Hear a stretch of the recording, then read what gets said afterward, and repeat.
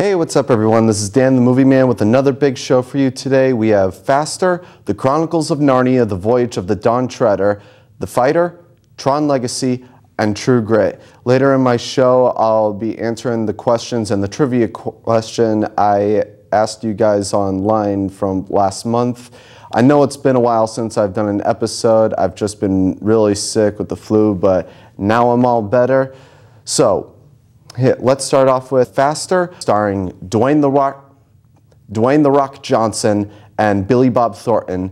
Now this movie is a revenge story about The Rock, whose brother is a gang member and he gets killed by a few guys, and The Rock gets blamed for it and he goes to jail for a couple of years, and when he finally gets out, he has a list of those guys' names that he has to hunt down, kind of like how they did in Kill Bill.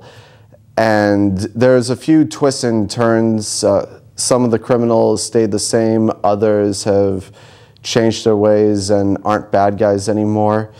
And Billy Bob Thornton plays a detective who had a drug problem. So here's my review on this.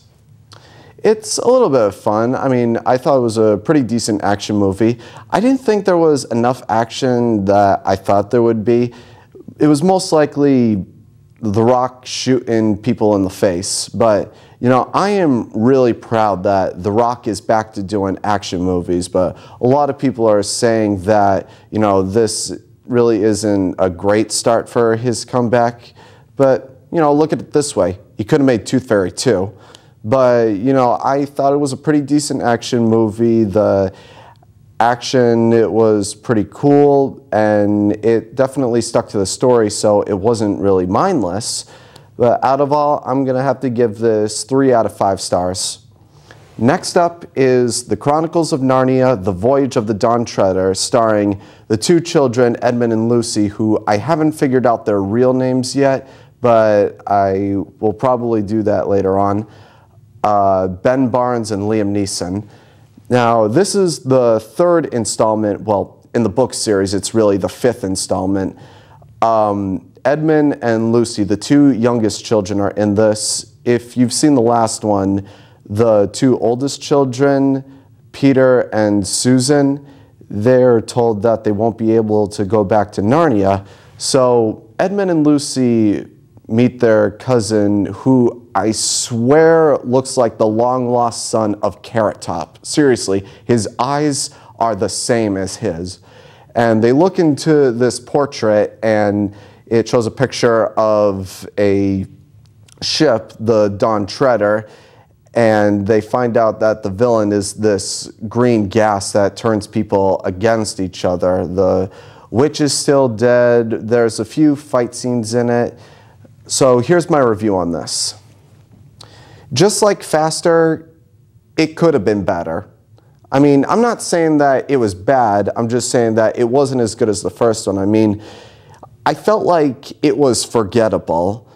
I mean, sure, they had most of the same characters in it, and when you start off with a series that has The Lion, the Witch, and the Wardrobe, you barely see The Lion, the Witch, and the Wardrobe. I mean, Aslan, who's actually voiced by Liam Neeson, in this one, he's only in one scene near the middle, then he comes near the end.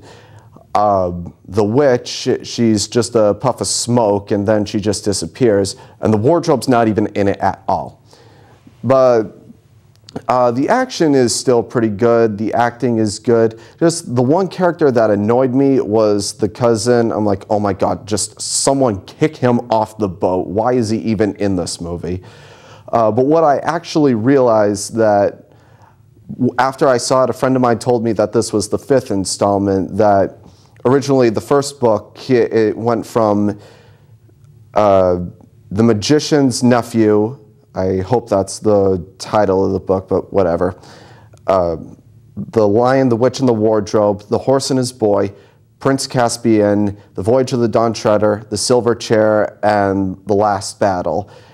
And I hope that they'll probably do The Silver Chair. Probably the reason why they didn't do the 1st and the 3rd book probably was because it wasn't really memorable. Just like this one, it wasn't memorable at all. I mean, it definitely leads to the next one, but that's what you pretty much expect. I mean, with most movies, you don't really expect there to be a sequel sometimes. With this, you do. And not just because it's based off a book, but it leaves plot points to the next one.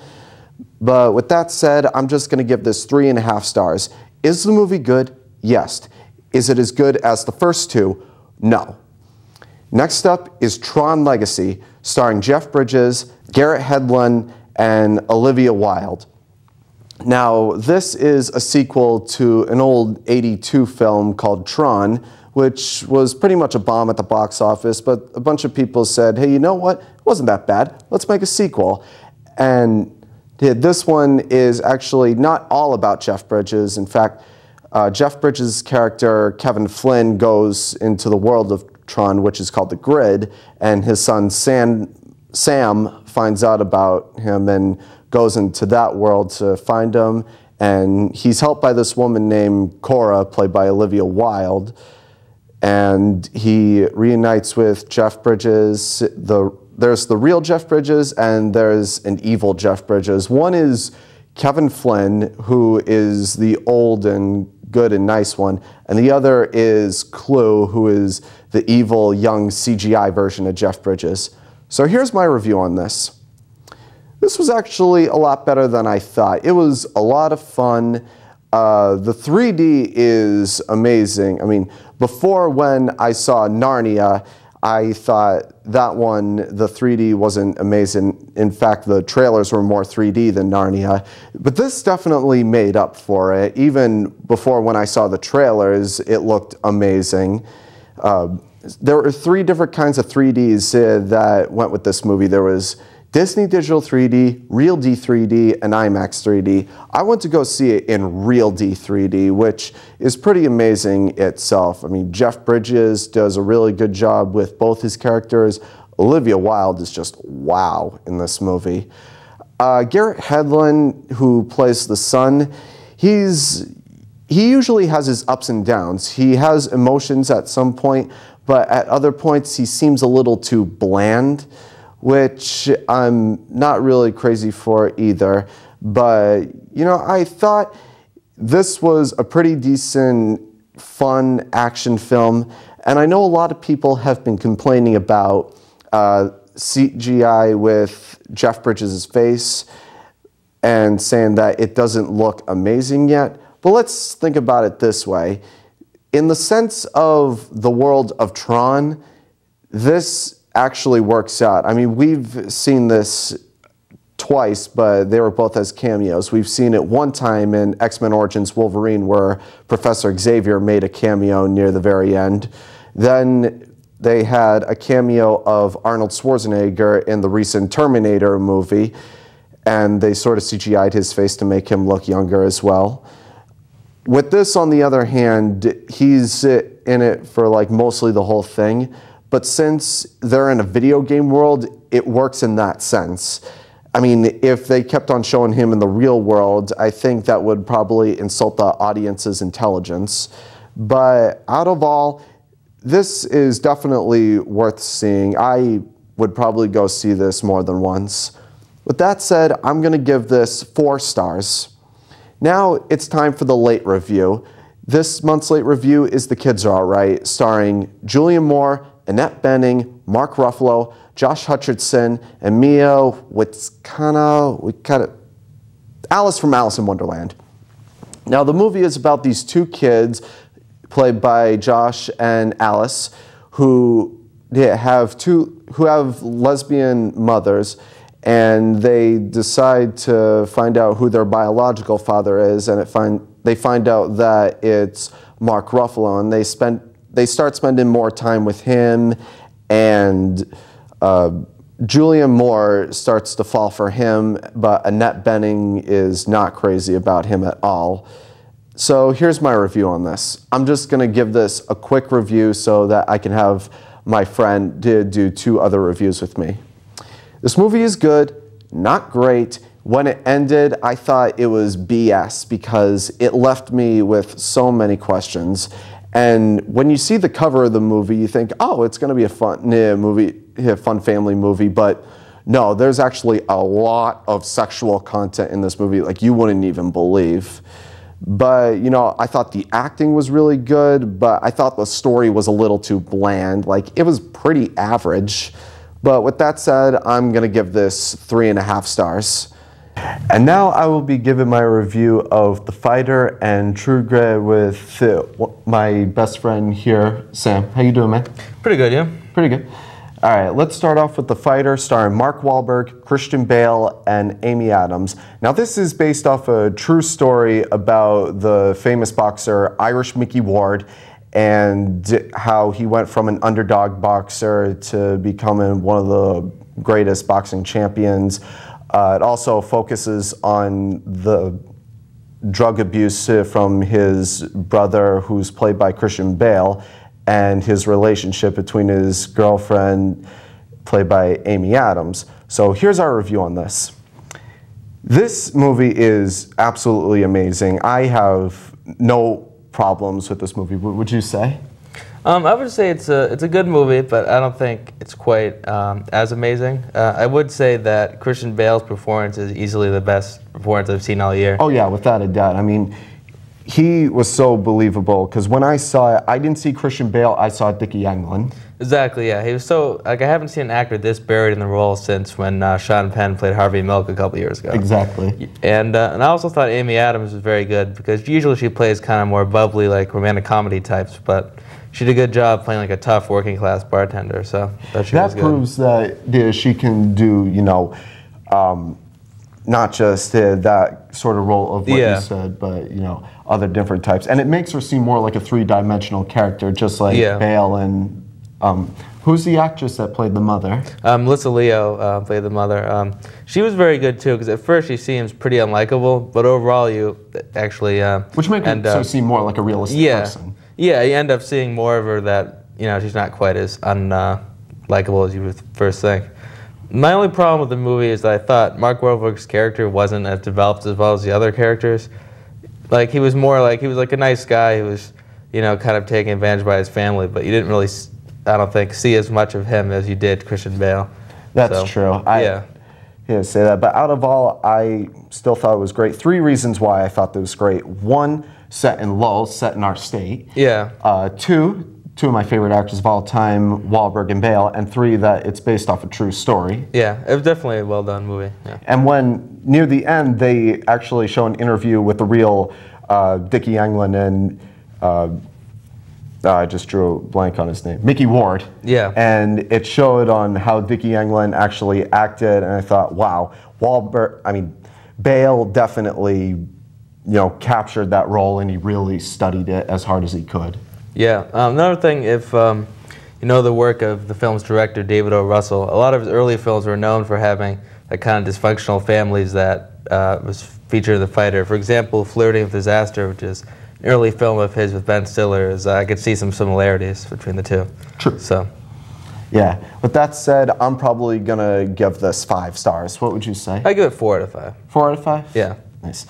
Last but not least, True Grit, starring Jeff Bridges, Matt Damon, Josh Brolin, and this newcomer. Her name's Haley Steinfeld, I think. Yeah, I knew that was her name. I just had to remember that. Okay. Now, this is a remake of a John Wayne film, which is also based off a book about this girl whose father is killed by Josh Brolin, and she hires a marshal who's played by Jeff Bridges, and also another marshal by who's played by Matt Damon, and they go on an adventure. At first they all don't like each other, but then they start to get along with each other along the way.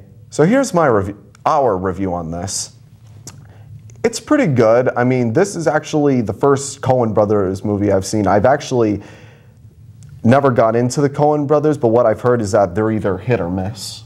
Yeah, personally, I've always been a huge fan of the Coen Brothers, and what I did notice about this movie is this is like probably one of their more conventional and mainstream movies. For example, like movies you like... can still look at me. Oh, okay, sorry. For example, movies like Fargo, that was definitely like not a typical thriller, and Raising Arizona, for example, is not a typical comedy, but True Grit, for the most part, is a relatively conventional Western, but I did think it was very well acted. I thought Jeff Bridges and Matt Damon are really good as those Western types, but I thought Haley Steinfeld stole the show, definitely. Oh, definitely. I have a feeling she's going to be nominated for either Best Actress or Best Supporting Actress. Yeah, I mean, she's only like, what, 14, right? And she has such a screen presence. And yeah, I know that's how old she is in the movie, but I don't know if that's how old she is in real life. Yeah, but she definitely has a lot of screen presence, and definitely an actress to watch in the coming years. So. Oh, without a doubt.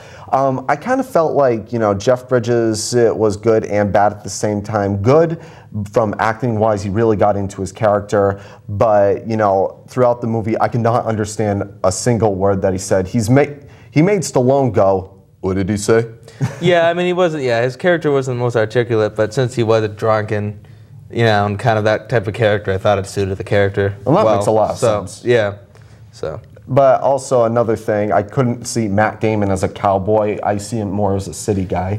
Yeah, but I was actually surprised. Like when I saw the trailer, I thought Matt Damon looked kind of ridiculous, but I thought he did a pretty good job as a cowboy, though. Yeah, it kind of looked out of place, but you know, he really got into his Yeah, his acting was good, yeah. And Josh Brolin wasn't that bad either. I mean, he was probably the most believable one. Yeah, he was in it very briefly, but he did make I have a feeling he should have, you know, made a bigger appearance in it. Yeah, but what he did make was definitely memorable, so he definitely did a good job. Yeah, and, you know, I feel like, you know, in The Wizard, you know how all the 10-year-olds act like 30-year-olds and all the 30-year-olds act like 10-year-olds. Yeah. I feel like Haley Steinfeld, you know, she talks like a 30-year-old, and there's one guy in it who's acting like a child. I'm like, it's like a twisty-turny world. Yeah, I mean, somehow, though, even though she acted older, like, she was believable as a girl in some ways, too. So you didn't, like, you know, like, even though she talked like an adult, she had some, like, kind of emotional innocence, I thought. She was talking about stuff that I didn't even know about either. Yeah, but I thought she was like intellectually, like she seemed like an adult, but at the same time emotionally, you could still tell she was like a kid. Right. I think she did a good job at that character, definitely. Yeah, I was gonna say something else. I also know that a lot of people say that this one is more faithful to the book than the John Wayne film. Yeah. Now, I can't really judge that because, personally, I've never seen the John Wayne film. I know, I'm pathetic. I gotta see all these. Yeah, neither have I, but I have heard it's more faithful to the book because, for example, the book was, like this movie, very focused on the character played by Haley Steinfeld, but the movie was mostly focused on John Wayne's star power, so... And this one was a little bit less so, I think, on Jeff Bridges, on Haley. So the book was more based off the girl than the Jeff Bridges character? Yeah, so I thought the movie is more faithful to the book from, so. True. All right, now let's get to the results. Last month, I asked you guys the first question, what did you think was the better Todd Phillips comedy, The Hangover or Due Date? And overwhelming, all you guys said The Hangover, pretty much, yeah. The second question was, what is your favorite science fiction movie? And here are the top 5 choices I got. 5 was Predator, 4 was A Clockwork Orange, 3 was Empire Strikes Back, 2 was The Matrix, and your number 1 favorite sci-fi was Aliens. Now, the next question, what I found out was that the predictions for the Oscars for Best Picture, it was either going to be 127 Hours, Black Swan, Fighter, Inception, Kids Are Alright, King's Speech, The Social Network, The Town, Toy Story 3, and True Grit. And again, like in one of my other episodes, the tie was Toy Story 3 and Inception. What would you say would you have? I think my 2 favorite movies of the year would have to be, let's say, The Social Network and Black Swan. I thought were my 2 favorites, so. Yeah, I loved Inception, The Town, and The Fighter. Those are quite good, yeah. And Toy Story 3, actually, for a kid's movie, was very good. Yeah, I know it's definitely going to be nominated for Best Animated and most likely for Best Picture. Yeah, it might even be the best Toy Story. Like, I would say. I think they're all the same. Yeah, I mean, Pixar definitely has a very good track record. They're almost always great, so. Yeah, have you ever seen a bad Pixar movie? No. Neither have I. Yeah. The next question was, what is one movie you personally love, but a lot of people don't? And the one that caught my attention was Paranormal Activity. Because here's the thing. The thing about that movie is that you either love it or you hate it. Me personally, I love it. What would you say? I'm kind of in between. I like parts of it. Like I thought the acting was pretty good, and definitely the ending was pretty scary. But I thought the film overall was kind of uneven. Like there's some parts that were kind of boring, I thought. I'd have to say if it wasn't for the ending, the movie would just be, you know. Yeah, the ending definitely was a good one, and definitely scary. Yeah. Good enough to make a sequel. Yeah. Now, I haven't seen the sequel myself, but what I heard was that if you like the first one, you'll like the second. If you didn't like the first one, you'll probably not like the second. Yeah, that's what I've heard too. And the last question was, what's your favorite Christmas movie of all time? And with a landslide, the most popular vote was A Christmas Story. Yeah. Pretty much. Yeah, it's not a huge surprise. It is the Christmas movie. Yeah. Because it shows things like, you know that scene where Ralphie's little brother is hiding under the sink? Oh, yeah.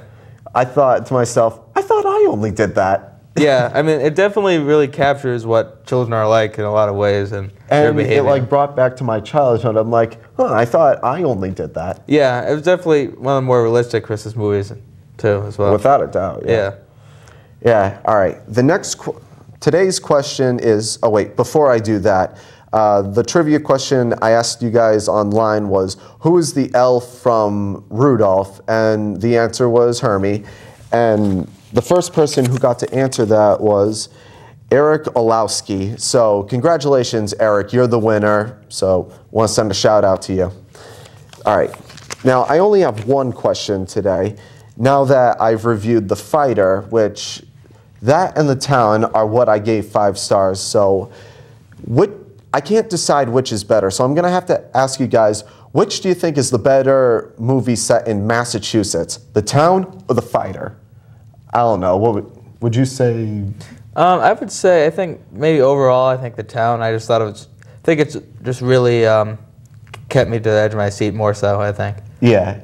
But I don't know. It's hard to say though. It's one of those movies where you see familiar landmarks, like you know how the shootout was in Fenway Park. Yeah, and also my father especially likes it because he used to live in Charlestown, and they actually showed his house in the movie. That's pretty cool. Yeah. So. And the thing about The Fighter, my side job is Dunkin' Donuts. One thing you guys may not know. And when I was working one day, this guy came in and recognized me, and he asked if I saw The Fighter, and I said yes, I loved it. And he said that his cousin was in the movie, and it wasn't an extra. His cousin was one of the sisters. Really? Yeah. That's really, the one with the orange poofy hair, or which I like to call the Lowell Snooki. Yeah. I also I went to a barber shop, and the barber's girlfriend was an extra in the movie. So it's definitely cool though to have a lot of movies being filmed around Massachusetts now because we have a lot of connections to them. So one thing what I also forgot to mention was like during the boxing scenes, it actually felt like it was being filmed onto TV. Like they filmed it in 2 different ways, which I found it to be really cool. Yeah, the boxing scenes were well done too. Yeah, I agree. That was cool. Yeah. All right. This next thing on my website, I told you guys that I'm going to be doing an award portion of my show, and I asked the first question, and so far I haven't gotten any responses, so I need responses as quick as I can for my next episode. This is going to be an award portion, kind of like the Oscars. It's going to be like a cross between the Oscars, the MTV Movie Awards, and the Razzies. So the question I asked you guys was for Best Cameo. Stanley in Iron Man 2, Tom Felton for Get Him to the Greek, Derek Jeter for The Other Guys, Thomas Jane for Scott Pilgrim vs. the World, and Arnold Schwarzenegger for The Expendables. I'd have to go for either Stan or Arnold for this one. Wait, who do you say was the cameo in Get Him to the Greek? Tom Felton, the kid who played Malfoy from Harry Potter. Yeah, that's probably the most unexpected one. I think that was when I saw him, I was just laughing so hard. Yeah, that was good. Yeah, I think that was my favorite. Get Him to the Greek. Yeah. Yeah. Anyway, other than Best Cameo, these are going to be the categories: Best Actor, Best Actress, Best Supporting Actor, Best Supporting Actress, Best Director, Best Villain, Best Badass, Best Fight Scene, Best Action Movie, Best Comedy, Best Horror/Thriller, Best Animated, Worst Picture, Best Picture, and Most Anticipated for 2011. Well, that's it for me. I'm Dan the Movie Man. I'm Sam. And this is us signing off.